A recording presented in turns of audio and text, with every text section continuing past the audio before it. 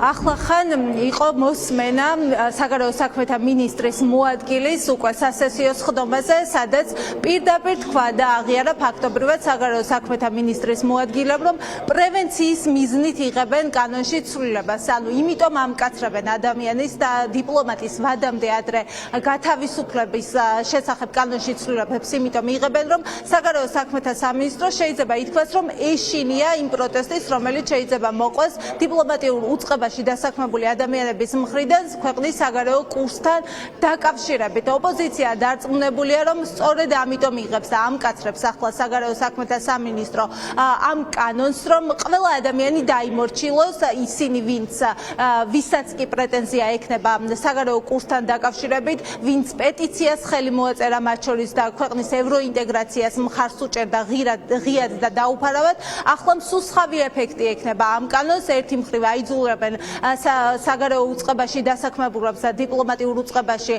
მყოფებს, რომ დაემორჩილონ საგარეო საქმეთა სამინისტროს წინააღმდეგ შემთხვევაში ყოველს ეცოდინება, რომ თუ გამოვლენ საგარეო საქმეთა სამინისტროს წინააღმდეგ და ქვეყნის კურსის წინააღმდეგ, მაშინ ისინი სამუშაო ადგილს დაკარგავენ.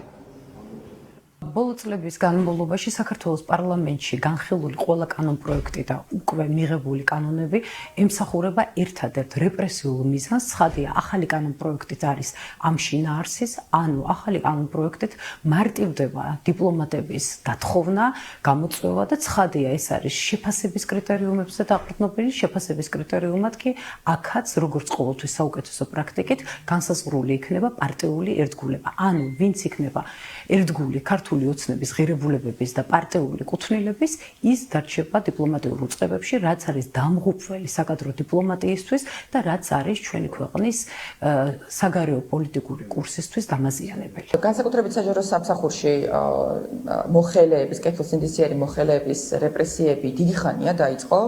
მათ შორის ეს გამყარდა იმ საკანონმდებლო ცვლილებებით, რომელიც ოცნების არალეგიტიმურმა პარლამენტმა დაჩქარებული წესით მიიღო, ფაქტობრივად მოსპო მთელი ბირთვი, რასაც დგას საჯარო სამსახური და ნამდვილად არც მოულოდნელი არ არის და არც გასაკვირი არ არის, რომ საგარეო საქმეთა სამინისტროში მსგავსი პროცესები ხდება სამწუხაროდ.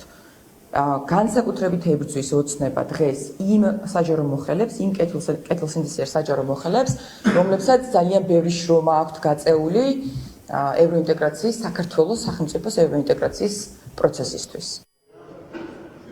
რაც შეეხება ქართული ოცნების იმ წევრებს, რომლებიც არიან როგორც საგარეო საქმეთა კომიტეტში, ასევე თავდაცვის კომიტეტში და სწორედ ამ ორი კომიტეტის თანხმობა არის საჭირო, იმიტომ რომ კანონში შესატანი ცვლილებები რეალურად კანონად იქცეს. რეალურად ჩვენთან საუბარს თავს არიდებენ. დღეს არაერთ მათგანს დავუსვით კითხვა, არასასურველი კადრების გაშვებაში ეხმარება თუ არა რეალურად საგარეო საქმეთა სამინისტროს ახლა უკვე პარლამენტი, თუმცა მათ ურჩევიათ, რომ კომენტარის გარეშე დაატოვონ სივრცე.